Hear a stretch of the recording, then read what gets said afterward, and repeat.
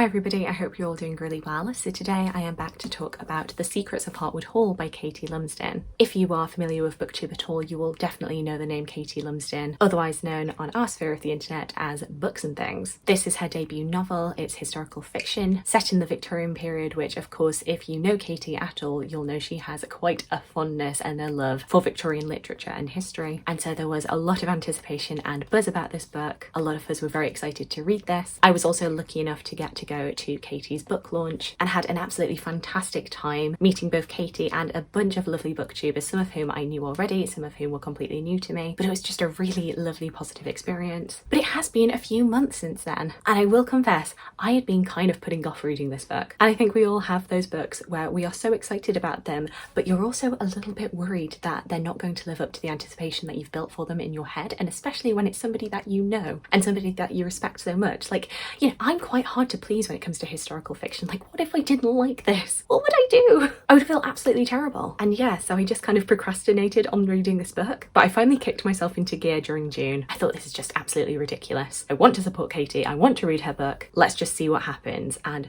oh my goodness, guys. A few months into starting my channel, I actually did a video which was called Why I Hate Some Historical Fiction, where I talked about the fact that even though, you know, so many people have said that I am a historical fiction reader, whenever people have talked about my channel, it's always been with history and historical fiction front and centre. I felt like I was a bit of a fake historical fiction fan because, to be honest, a lot of the historical fiction that I see promoted and that I end up reading, I end up not liking, and I kind of wanted to articulate why that was. And so I did that video, and I think it's actually one of my more popular videos, which is really funny to me because I'm not somebody who typically does a lot of like more negative leaning videos, and yet one of my most popular videos is about why I sometimes hate a particular genre of fiction. But I did eventually want to get around to doing a follow-up video to that, which was about why I love historical fiction, but I just never sat down and planned that video. But while I was reading The Secrets of Hartwood Hall, I just absolutely fell in love with this, and it would have been very easy for me to not to. There are a lot of things about this that are not typically buzzwords for me. As much as I like reading Victorian literature from the time period, Victorian classics, I often find myself getting very irritated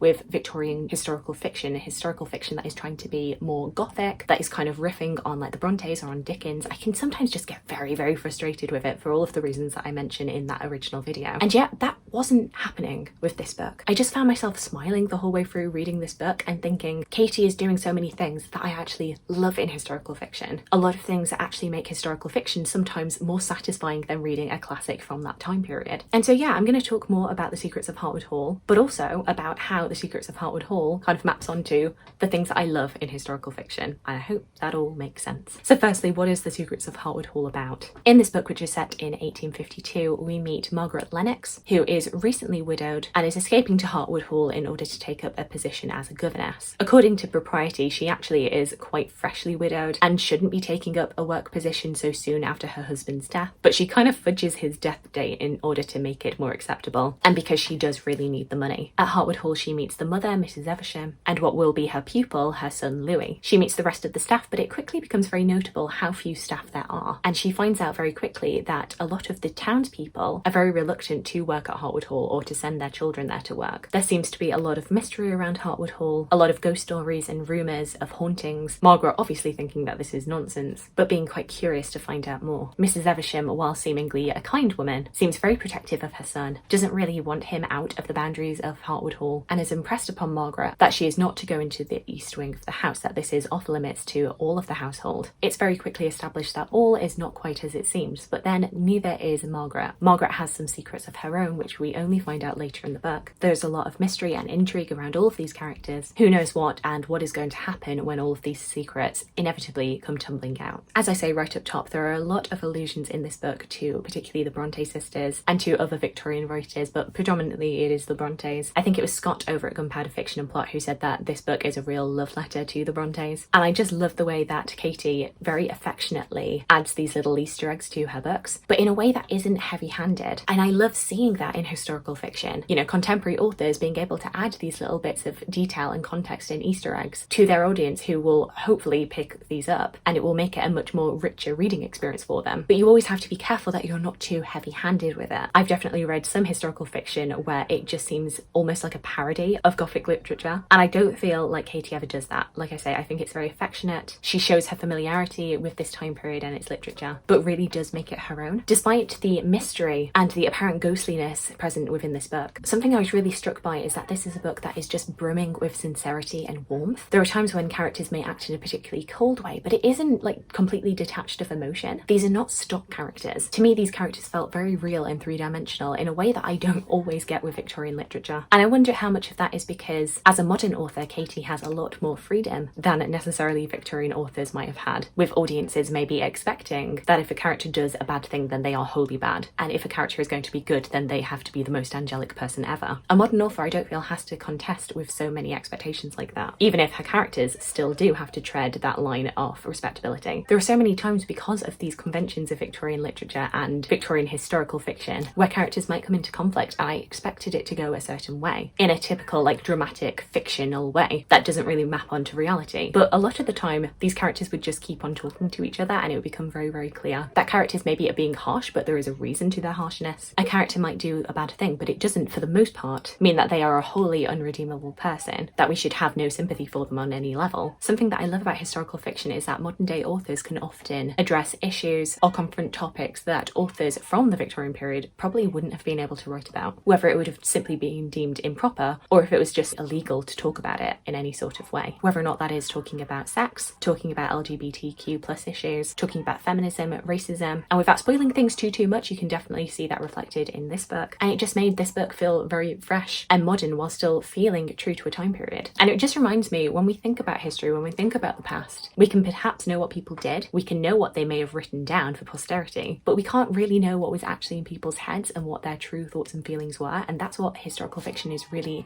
able to help open up. I think it's only too easy to act as if people from the past were completely different to us today, but at the end of the day, humans are still humans. Technology may change, rules might change, but people tend to act in very typically similar ways. And what's great about modern historical fiction is that you can address these topics, particularly topics that are considered taboo at the time, and you can talk about them in a frank and honest way, and in a way that is not judging any of these characters. A trope that I particularly hate, which often crops up in classic literature, is the trope of the fallen woman. So particularly a woman who has sex out of wedlock most likely ends up becoming pregnant. And through the course of the book, it doesn't matter if this character is a protagonist, it doesn't matter if she is a villain or just a side character. By the end of the book, she either is dead or is destitute. Even if she has throughout the entire book been painted in a very sympathetic way, the fact that she engaged at all in sex before marriage means that she is a doomed character. And what I love about historical fiction is that most of the time that doesn't seem to happen. We actually get a much more well-rounded and often much more feminist take on that quote-unquote fallen woman, because it is possible in the modern day to complicate your characters without moralizing on them and condemning them, and that is certainly what you get in this book. I just generally love in historical fiction how you can get a lot of the things that you might love about a classic from that time period, but without any of the downsides. And particularly now thinking about writing, as much as I might enjoy a bit of Dickens, I think we can all admit that sometimes his text can be a little bit bloated, especially with books where he is serializing his work. I completely empathize with the fact that if you are being paid by the word, then you want to put in as many words as possible, but it doesn't always make for the greatest reading experience. And what I loved about Katie's writing is that it is so precise and so sharp and clean. She writes a scene so evocatively, but it doesn't feel like you're being weighed down by text. It feels